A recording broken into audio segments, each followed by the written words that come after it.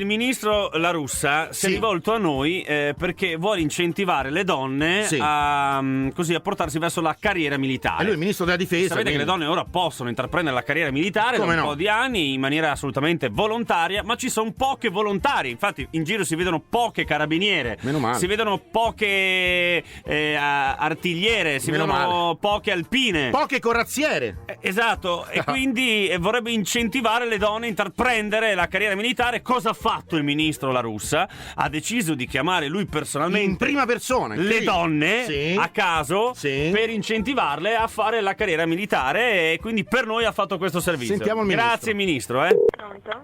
Pronto, buongiorno. Sono il ministro della difesa Ignazio La Russa. No. Buongiorno. Buongiorno. La chiamo perché stiamo cercando di incentivare le donne a intraprendere la carriera militare. No, non mi interessa. È sicura? Sicurissima. Si paga molto bene. No, vabbè, no, ma non fa per me. Ma perché più che altro ci siamo stancati di questi uomini tutti debellati. Noi vogliamo le donne col pelo, lei il pelo ce l'ha? No, io sono ultra femminile, quindi no, non fa proprio per me. Ma lei lo sa che la donna con gli anfibi eccita di più il maschio? Vabbè, ma io no, io sono da tacco a stillo. Beh, ma gli anfibi sono molto più sensibili, sensuali. No, gli anfibi li usavo in adolescenza, basta, è passata quell'età. Basta, Ma comunque è fine. sicura, perché la cartolina, se vuole, di iscrizione gliela mandiamo lo stesso. Vabbè, dai, mandatemela, poi ci penso. Ma quanto pelo ha lei? Quanto? Quanto pelo ha lei? 0.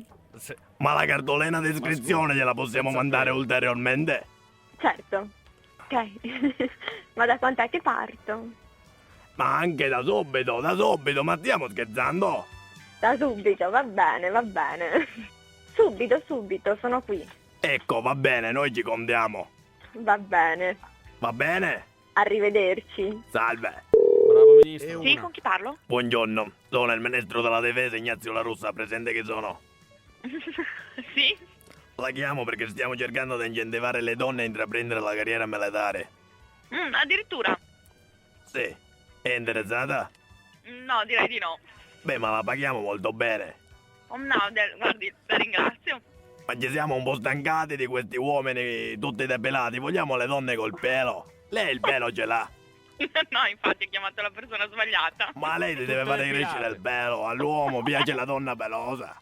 Non basta quello sullo stomaco. Ma stiamo scherzando? Su tutto il corpo. No, niente, non penso di essere idonea.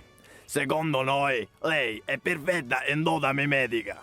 Ma certo, E ride. noi abbiamo anche pure il perizoma militare. Interessante. È fatto in carta vetrata. Comodo, soprattutto.